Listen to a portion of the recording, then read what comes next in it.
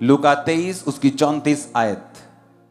मैं यही चाहता हूं कि आप लोग वही सुने जो आज जीसस क्राइस्ट के होठों से निकला जब वो क्रूस के ऊपर थे। पहला शब्द लूका 23 उसकी 34 आयत में लिखा, तब यीशु ने कहा, हे पिता इन्हें क्षमा कर, क्योंकि ये नहीं जानते ये क्या कर रहे हैं। और उन्होंने चिट्ठियां डालकर उसके कपड़े बांट लिए। उसके कपड़ों को बांटा गया क्योंकि प्रोफेटिक वर्ड पूरा हुआ जो पुराने नियम में बोला गया था। जीसस क्राइस्ट जो फोकस से भरे हुए थे, उन्हें मालूम था कि वो जगत में पापों की, गुनाहों की क्षमा देने के लिए आए हैं, वो लोगों को दंडित करने के लिए नहीं आए। बाइबल कहती है जब वो लोगों को देखते थे तो तरस से भर जाते थे, चाहे थके होते थे फिजिकली, 3-3 दिन का क्रूसेड करने के बाद भी, फिर भी वो लोगों को हील करते थे, डिलीवर करते थे, क्योंकि बाइबल कहती उसको लोग इस तरह से दिखाई देते थे जिस तरह भेड़े हों जो व्याकुल हैं। और यीशु मसीह ने क्रूस पर भी उन लोगों को माफ किया क्योंकि वो लोग नहीं जानते थे वो क्या कर रहे हैं। और यीशु मसीह का काम था लोगों को बचाने के लिए अपनी जान को देना। इसलिए बाइबल कहती है कि यीशु मसीह नए धर्म को बनाने के लिए नहीं आए, वो धार्मिकता को स्थापित करने के लिए आए। और ये क्षमा करना, माफ करना, ये उसी धार्मिकता की निशानी थी। अपने हाथों को उठाओ, अपने गुनहगारों को अपनी आंखों को बंद करके क्षमा करो 2 मिनट के लिए। हर उस व्यक्ति को क्षमा करो जिसने आपके खिलाफ बोला, जो आपके खिलाफ चला।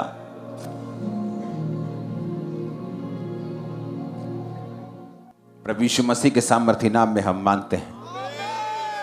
आप क्षमा नहीं कर सकते अगर आपका लाइफ, अगर आपकी जिंदगी जो है वो फोकस से भरी हुई नहीं, अगर आपने एक टारगेट नहीं रखा जो स्पिरिचुअल है, अगर आपका टारगेट है कि आप परमेश्वर की दी हुई मंजिल तक पहुंचना चाहते हैं, तो आपको यह मालूम होना चाहिए कि माफी ना देना, गुनहगारों को माफ ना करना और लोगों के लिए अपने दिल में नफरत को रखना, चाहे वो आपके गुनहगार क्यों ना हो, आपकी मंजिल से आपको दूर करता है। इसलिए बाइबल में लिखा है पति और पत्नी एक मन हो ताकि प्रार्थनाएं उनकी रुक ना जाएं। इसलिए बाइबल में लिखा है तुम अपने कसूरवारों को माफ करो ताकि तुम्हारा पिता भी तुम्हें क्या करे, माफ करे। यीशु मसीह का टारगेट इतना क्लियर था, उनका फोकस इतना क्लियर था, इसीलिए जो उनको दर्द भी दे रहे थे, परमेश्वर यही कह रहे थे कि हे पिता उन्हें माफ कर। दूसरा शब्द परमेश्वर ने कहा लूका 23 उसकी 43 में, यीशु ने कहा मैं तुमसे सच सच कहता हूं आज ही तू मेरे साथ स्वर्ग लोक में होगा। 2 डाकू परमेश्वर के एक दाहिने एक बाहिने चढ़ाया गया था। एक डाकू खुदा से कहता था कि अगर ये परमेश्वर का बेटा होता तो अपने आप को बचाता और हमें भी बचाता, और वो ताने मार रहा था परमेश्वर को कि अगर तू परमेश्वर का बेटा है तो तू अपने आप को क्यों नहीं बचा पा रहा। और दूसरा डाकू तौबा करते हुए, पीटते हुए परमेश्वर से कहता है कि हे, और दूसरे को डांटता भी है कि इसने कोई पाप नहीं किया लेकिन हम अपने पापों के कारण सूली पे चढ़े हैं। और उसने कहा कि हे यीशु, जब तू स्वर्ग में जाए तो मुझे याद करना। यीशु मसीह, बाइबल बताती है कि उस समय क्रूस के ऊपर थे, और स्टडी बताती है कि जब किसी व्यक्ति को क्रूस पर चढ़ाते थे तो उसकी जो मृत्यु होती थी वो कोड़ों के कारण नहीं होती थी, क्रूस पर चढ़ने के कारण नहीं होती थी। क्रूस पर चढ़ने के बाद जो उसके फेफड़े होते थे वो सांस लेना मुश्किल होती थी, और प्रेशर से जो दिल था वो फट जाता था। हार्ट जो होता था वो फट जाता था जिसको सूली पर चढ़ाते थे, और हार्ट फटने से बंदे की जो मौत होती थी सूली के ऊपर।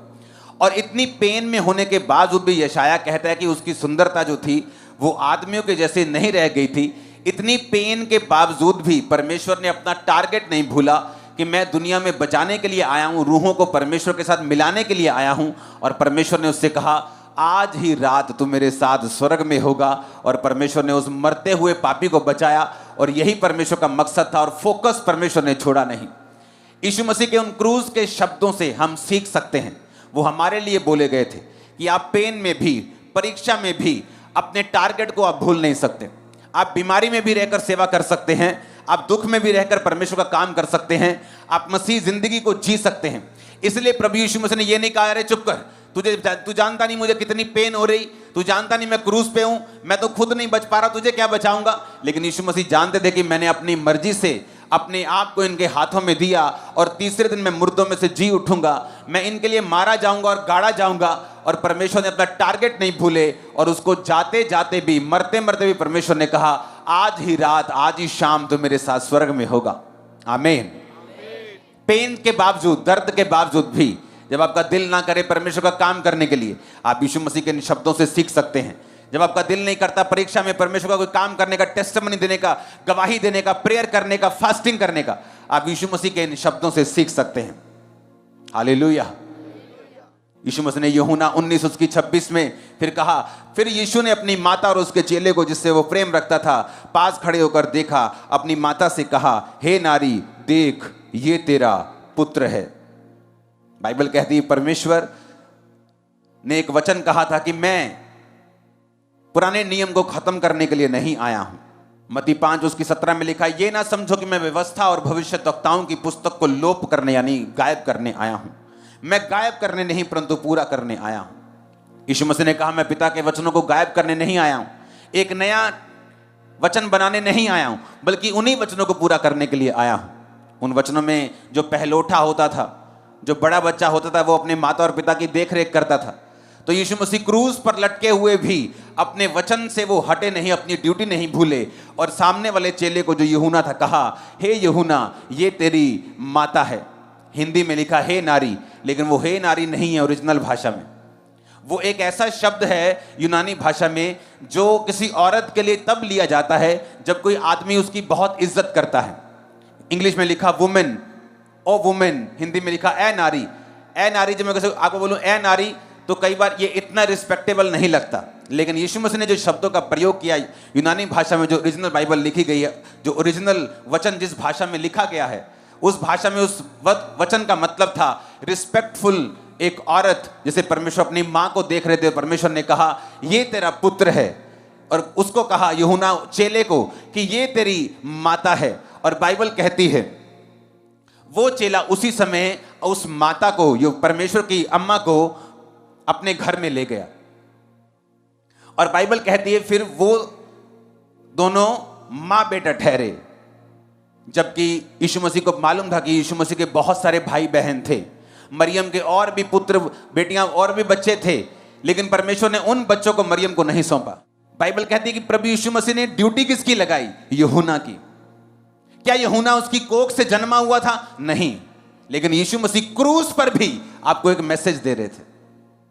वो क्रॉस पर से भी आपको एक मैसेज दे रहे थे कि जो स्पिरिचुअल फैमिलीज हैं, कई बार वो ज्यादा मैटर करती हैं हमारी फिजिकल फैमिलीज से। यीशु मसीह अपने भाइयों से बोल सकते थे कि भाई साहब, अम्मा का आप ध्यान रखना, तुम पहले उठे हो, मैं तो जा रहा हूं। लेकिन यीशु मसीह ने यूहन्ना को बुलाया, अपने चेले को बुलाया, एक आत्मिक बंदे को अपनी मां की ड्यूटी को सौंपा। आज से 18 साल पहले अगर मैं अपने परिवार की बात को सुन लिया होता तो शायद जिंदा भी ना होता, गुनाहों में, नशे में, जुए में, गलत कामों में पड़ा होता अगर मैं उनकी बात को सुनता। क्योंकि वो बोलते थे कि क्राइस्ट में नहीं जाना, मसीह में नहीं जाना। और मेरी जो स्पिरिचुअल फैमिली थी वो मुझे बताते थे कि अड़े रहना और खड़े रहना और परमेश्वर को छोड़ना मत। कई बार आपकी जो स्पिरिचुअल फैमिलीज हैं, क्योंकि जो परमेश्वर का मकसद है, जो परमेश्वर की बुलाहट और टारगेट है, वो परमेश्वर आपके मेंटर के मुंह से, आपके पास्टर के मुंह से, आपकी चर्च के मुंह से, वहां से वो आपके दिल में डालता है और आपसे वो बात करता है। पवित्र आत्मा आपके सेवक के जरिए से आपसे बात करता है, आपकी स्पिरिचुअल फैमिली के जरिए से। क्योंकि जो टारगेट, जो बुलाहट है, वो एक कॉन्टेक्ट पॉइंट है, वो एक जरिया है उसे पूरा करने का आपकी लाइफ में। और कई बार हमें अपनी फिजिकल फैमिलीज को इग्नोर करते हुए भी उनकी बात को सुनना पड़ता है, क्योंकि हमें पता है अगर हम उनकी बात को नहीं सुनेंगे, अगर मैं उस समय अपनी स्पिरिचुअल फैमिली की बात को ना सुनता और अपनी फैमिली की बात को सुनता, तो आज वो भी बचाए ना जाते, मैं भी ना बचाया होता, आप लोग भी यहां नहीं बैठे होते। तो मेरा स्पिरिचुअल फैमिली की बात को सुनना मेरे उद्धार का कारण ठहरा, मेरी चंगाई का, मेरी बरकत का। आज मेरे फादर मिनिस्ट्री में, मेरी मदर मिनिस्ट्री में, मेरे सब फैमिली मेरी सेवकाई में है। ये उसी कारण हुआ कि मैंने स्पिरिचुअल बातों को नंबर 1 में रखा, स्पिरिचुअल फैमिली को सुना, और आज वो भी बरकत में है। जो मुझे पीछे खींचना चाहते थे, आज वो परमेश्वर में चल रहे हैं। यीशु मसीह का बोलने का कोई ऐसे ही नहीं बोले उन्होंने शब्द, उन्होंने ऐसे वो चीजें को नहीं बोला, उनका एक मकसद था। यीशु मसीह ने कहा यूहन्ना ये तेरी मदर है, तेरी माँ है, माँ ये तेरा बेटा है। और बाइबल कहती है वो उसी दिन, not next day, same day लिखा, वो उसको अपने घर में लेके गया और वो उसकी माँ ठहरी और वो उसका बेटा ठहरा। हालेलुया। अगर मैंने अपनी स्पिरिचुअल फैमिली की बात को ना सुना होता तो मैं आपको दावा करता हूं मैं यहां ना होता। मेरे घर में इतना कलेश रहने लगा था और इतनी धमकियां जाती थी पास्टर्स को कि एक दिन उन्होंने फैसला कर लिया था और मुझे आने से मना कर दिया था। कहते थे आपके जो फैमिली हमें पीटेगी, वो हमारे पर कुछ प्रॉब्लम करेगी, आप यहां मत आओ।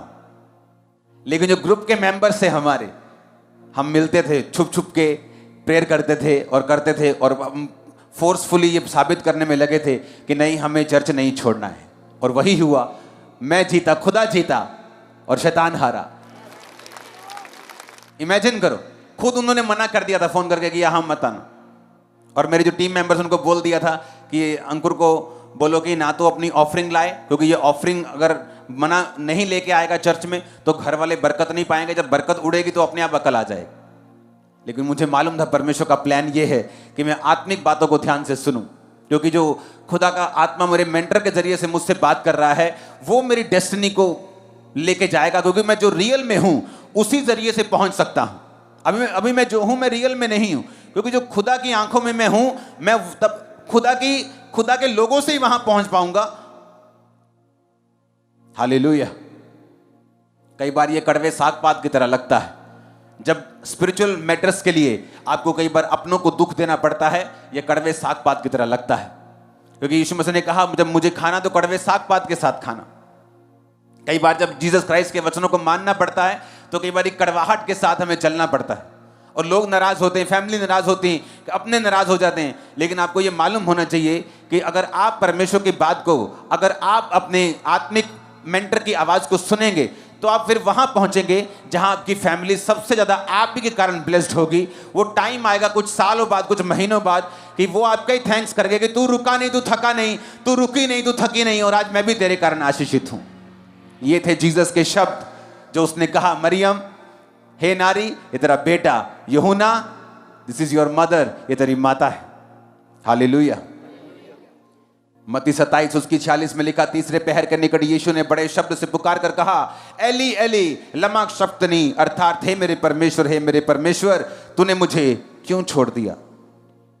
लोगों को लगता है कि यीशु मसीह को छोड़ दिया, यीशु मसीह रो रहे थे, वो तो खुद रो रहे थे, वो तुम्हें क्या बचाते। लेकिन जब अनपढ़ों को यह नहीं मालूम होता कि उसका रीजन क्या है, वो अपने ही चीजों से परमेश्वर की कामों का बखान करने की कोशिश करते हैं, बाद में खुद फंस जाते हैं, खुद भागते फिरते हैं और कुछ पता नहीं कि क्या करना है। अब आपको ये ध्यान से सुनना है। बाइबल कहती है जब जीसस क्राइस्ट गतसमनी बाग में, आज भी आपने देखा, जब वो ये कह रहे थे कि पिता हो सके तो ये कटोरा टल जाए, वो कोड़ों के बारे में बात नहीं कर रहे थे, वो कांटों के ताज के बारे में बात नहीं कर रहे थे। जीसस क्राइस्ट दुखों के और जो कोड़े और जो परमेश्वर को ताड़ना पड़नी थी, वो उस कटोरे के बारे में बात नहीं कर रहे थे, बात कुछ और थी। व्यवस्था विवरण 21 और 22 और 23 में वो बात लिखी है। लिखा, यदि किसी के प्राण दंड के योग्य कोई पाप हुआ हो जिससे वो मार डाला जाए तो उसके शव को वृक्ष पर, ट्री पर, लकड़ी पर लटका दिया जाए। वो शव रात को वृक्ष पर टंगा ना रहे, उसी दिन उसे मिट्टी देना जो लटकाया गया हो, क्योंकि जो लटकाया गया हो वो परमेश्वर की ओर से श्रापित ठहरता है। बाइबल कहती जो क्रूस पे लटकाया गया हो वो श्रापित है। गलातिया की पुस्तक को पढ़ेंगे 3 उसकी 13, मसीह ने जो हमारे लिए श्रापित बना, हमें मोल लेकर व्यवस्था के श्राप से छुड़ाया, क्योंकि लिखा है जो कोई लकड़ी पे लटकाया जाता है वह श्रापित है। यीशु मसीह को मालूम था कि अगले दिन क्रूस पर लटकाकर उसकी जान ली जाएगी, और यीशु मसीह को यह भी मालूम था कि पुराने नियम में लिखा हुआ है कि अगर कोई लकड़ी पे लटका के मारा जाएगा वो श्रापित होगा। और यीशु मसीह को यह भी मालूम था कि अगर मैं लकड़ी पर लटकाकर मारा जाऊंगा और श्रापित होऊंगा तो यहोवा पिता जो पाक और पवित्र है, जो श्राप को और पाप को देखता तक नहीं, मुझे उससे अलग होना पड़ेगा और मुझे उससे जुदा होना पड़ेगा। और यही पीड़ा थी परमेश्वर के दिल में, और इसीलिए परमेश्वर ने कहा था, हे मेरे परमेश्वर, तूने मुझे क्यों छोड़ दिया। क्यों? क्योंकि लकड़ी पे जब लटकाया जाता था तो इसका मतलब था पाप के कारण ये लकड़ी पे लटकाया गया। अब जीसस क्राइस्ट पाप किसके थे? तुम्हारे और मेरे। अब तुम्हारे और मेरे पापों के कारण वो लकड़ी पे लटकाया गया। जब तुम्हारे और मेरे पापों के कारण वो लकड़ी पे लटकाया गया तो पुराने नियम के मुताबिक जो यहोवा पिता का वचन है वो श्रापित था। और यह भी हमें मालूम है कि जो श्रापित है उसकी ओर परमेश्वर देखते नहीं, और जब परमेश्वर ने अपनी पीठ को परमेश्वर की ओर फेरा, अपने फेस को हटा लिया, तो इसीलिए परमेश्वर ने कहा था, हे मेरे परमेश्वर, हे मेरे परमेश्वर, मेरे पिता, तूने मुझे क्यों छोड़ दिया। इसीलिए प्रभु यीशु मसीह कह रहे थे कि मेरे पिता, हो सके तो ये कटोरा मुझसे टल जाए, लेकिन मेरी नहीं तेरी इच्छा पूरी हो। बाइबल कहती है आदम के कारण जो पहला था, उसके एक गुनाह के कारण हम सब पापी ठहरे। चाहे हम अच्छे काम करें तो भी पापी हैं, चाहे हम भले काम करें तो भी पापी हैं, क्योंकि वो ब्लड के कारण जो पाप था सारे मनुष्यों में फैला। एक गुनाह सबके पाप का कारण हुआ। और बाइबल कहती प्रभु यीशु मसीह जब उस पाप को रिप्रेजेंट करके लटके हुए थे, तो जो हमारी जुदाई थी, परमेश्वर खुद जुदा होके उस पुल को, उस गैप को वो भर रहे थे। और इसीलिए परमेश्वर दुखी थे, क्योंकि वो सब कुछ बर्दाश्त कर सकते थे, लेकिन कुछ सेकंड के लिए, कुछ मिनटों के लिए भी वो पिता के साथ दूरी को और पिता के साथ अलगताई को वो बर्दाश्त नहीं कर सकते थे। और इसलिए उन्होंने कहा, हे मेरे पिता, तूने मुझे क्यों छोड़ दिया। क्योंकि वचन पूरा हुआ, जो काट पे लटकाया जाता है वो श्रापित है। अगर वो श्रापित है तो पाप उसे देखेगा नहीं, छोड़ देगा। वो छोड़ा इसलिए गया ताकि हम परमेश्वर में आ सकें। लेकिन जिस तरह आदम के पाप के कारण सारी दुनिया पापी ठहरी, यीशु मसीह की आज्ञाकारिता के कारण तुम और मैं आज धर्मी हैं। एक मनुष्य के कारण हम पापी थे और एक के कारण आज हम धर्मी होकर खड़े हैं। आमीन, हालेलुया। और इसलिए परमेश्वर ने कहा था, तूने मुझे क्यों छोड़ा। और बाइबल कहती जब परमेश्वर ने अपने कामों को कर लिया, पिता के साथ मेल मिलाप कर लिया, अपने लहू को बहा दिया, सिर्फ तीसरे दिन वो मुर्दों में से जी उठा, शैतान का तमाशा बना दिया। आज तक बना रहा है शैतान का वो तमाशा, हर संडे थर्सडे रोज 24 घंटे बनता है दुनिया। हालेलुया। उसका अगला शब्द यीशु मसीह ने यूहन्ना 19:28 आयत में बोला, इसके बाद यीशु ने ये जानकर कि सब कुछ पूरा हो चुका, पवित्र शास्त्र में जो कहा गया वह पूरा हो, और कहा, मैं प्यासा हूं। आमीन। ताकि लोगों को ये, वो एक ह्यूमन था, ये नहीं था कि वो अगर परमेश्वर है तो उसको दर्द नहीं हो रही, तो फिर उस कुर्बानी का कोई भी फायदा नहीं होता। वो उसने अपनी प्यास को साबित दिखाया, दर्शाया, ताकि आपको मालूम हो कि वो एक सचमुच आदमी था, सचमुच शरीर था। वो कोई ऐसा नहीं था कि परमेश्वर लटका हुआ, उसको कोड़े मारो, उसको कोई दर्द नहीं हो रहा। वो रियल फॉर्म में, इंसान की फॉर्म में आया, ताकि आप ये ना कह सके कि रब नू की पता मेरे दुख किद्दां दे ने, ओनू की पता, वो तो ऊपर बैठा। बाइबल च लिखा, रब धरती दे उत्ते आया, तुहाडे ते मेरे वांग शरीर धारण कीता, वही सहा जो तुम सहते हो। वही मेंटल टॉर्चर, वही शारीरिक टॉर्चर, सब कुछ परमेश्वर ने देखा। भूख देखा, प्यास देखा, थकावट देखी, सब कुछ देखा। बाइबल कहती है वो रोगी हो गया एंड में, जब क्रूस पे लटकाया गया, जब जख्म थे उसके पास, तो वो रोगी हुआ, क्योंकि उसके फेफड़े, स्टडी बताती है जिसको क्रूस पे लटकाया जाता था, उसके फेफड़े निमोनिया से, वो लोग निमोनिया भी उनको होता था। जिस बंदे ने जीसस क्राइस्ट का रोल किया था passion of the Christ movie में, वो बताता था कि जब शूटिंग चल रही थी तो वो मरने तक पहुंच गया था, क्योंकि उसको निमोनिया हो गया था शूटिंग करते वक्त।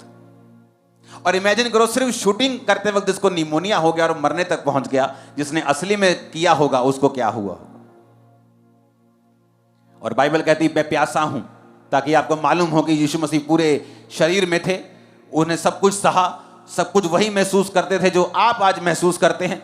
वो कमियां, वो घटियां, वो दुख, वो दर्द, वो सब कुछ जो एक इंसान जिस चीज से होकर निकलता है, वो सेपरेशन, वो अलगताई, वो रिजेक्शन, हर एक चीज, वो टॉर्चर, वो ताने, वो बीमारी, वो पीड़ा, वो दर्द, वो रिजेक्शन, एवरीथिंग उसने सहा, ताकि जब आज कोई दुखी परमेश्वर के पास आए तो उसको मालूम हो कि ये वो परमेश्वर है जो बातें करने वाला नहीं, ये वो परमेश्वर जिसने मेरे लिए सब कुछ सहा है और मुझे भी आजाद कर सकता है। आमीन। और बाइबल कहती है, अगला वचन यीशु ने कहा यूहन्ना 19:30 में, तब यीशु ने यह सिरका लिया और कहा, पूरा हुआ, और सिर झुकाकर प्राण त्याग दिए, और ऊंची आवाज में प्राण त्याग दिए। आमीन। यीशु ने सिरका लिया, ऊंची आवाज में प्राणों को त्यागा और कहा, सब पूरा हुआ। क्या पूरा हुआ? तुम्हारी चंगाई का काम। जब वो क्रूस उठाकर आ रहा था तो उसी रास्ते को, उसी वे को, उसी सफर को, हिंदी वाला सफर को पूरा कर रहा था जो तुम्हारा और परमेश्वर के बीच में गैप था। जब कांटों का ताज उसके सिर पे डाला गया और लहू बहा, तो वो तुम्हारे लिए राजा की कुर्सी पर, जो उसको बोलते थे कि तू राजा है तो कांटों का ताज तुझ पे डालेंगे। कोड़े मारे जा रहे थे, तुम्हारी चंगाई का इंतजाम हो रहा था। गसमनी बाग में बाइबल कहती है उसका पसीना लहू की बूंदें बनकर निकल रहा था। इंग्लिश में बीमारी का नाम है ये कि जब कोई व्यक्ति बहुत ज्यादा स्ट्रेस में चला जाता है, मौत का स्ट्रेस, तो उसके पसीने में से कई बार ब्लड की बूंदें निकलती हैं। उस तरह के स्ट्रेस से परमेश्वर निकले तुम्हें स्ट्रेस से आजाद करने के लिए। तुम्हें चिंता ना हो, तुम्हें डिप्रेशन ना हो, तुम्हें बीमारी ना हो, तुम गरीब ना रहो, तुम अलग ना रहो, तुम बाप के साथ रहो। आमीन। इसलिए उसने कहा पूरा हुआ, एवरीथिंग फिनिश्ड। तुम्हारी चंगाई का काम पूरा हो चुका है। अब जीसस ने कोड़े नहीं खाने, तुमने बिलीव करना है। तुम्हारे उद्धार का काम पूरा हो गया, तुम्हारे फैमिली के उद्धार का काम पूरा हो गया, तुम्हारे छुटकारे का काम पूरा हो चुका है, तुम्हारे हर चंगाई का, बरकत का काम पूरा हो चुका है, तुम्हारे अच्छी लाइफ का इंतजाम हो चुका है। अब तुम्हें सिर्फ स्वीकार करना है। उस डाकू ने तो कोई बपतिस्मा भी नहीं लेने का टाइम था उसके पास। ये नहीं कि आप ना लें, आपके पास टाइम है, आप क्रूस पे नहीं। जीसस ने कहा आज शाम तू मेरे साथ होगा, चल पार्टी करते स्वर्ग में। आमीन। आज शाम तू मेरे साथ होगा हेवन में, क्योंकि वो सारे काम पूरे हो चुके हैं। आपको बरकत चाहिए, काम पूरा हो चुका है। जस्ट जीसस के पास आना और बिलीव करना। आपको आशीष चाहिए, आपको छुटकारा चाहिए, आपको साल्वेशन चाहिए, आपको जो कुछ भी चाहिए, कहता है इट इज फिनिश्ड, सब कुछ पूरा हो चुका। अपने हाथों को उठा। ये सारे शब्द जो खुदावंद ने बोले आपके जीवन में बरकतों को लेके आए और आप इस समझ को ले सकें यीशु मसीह के सामर्थ्य नाम में। अंधकार की शक्तियां आपकी जिंदगी में कार्य न कर सकें। अपने हाथों को उठा के प्रार्थना करेंगे ऊंची आवाज में। हमारे YouTube चैनल को सब्सक्राइब करें ताकि आप परमेश्वर के गहरे भेदों को जान सकें कि कैसे आप परमेश्वर में बढ़ सकते हैं, कैसे आप दुष्ट आत्माओं से, नशों से, बीमारियों से और वंशों के श्रापों से आजाद हो सकते हैं।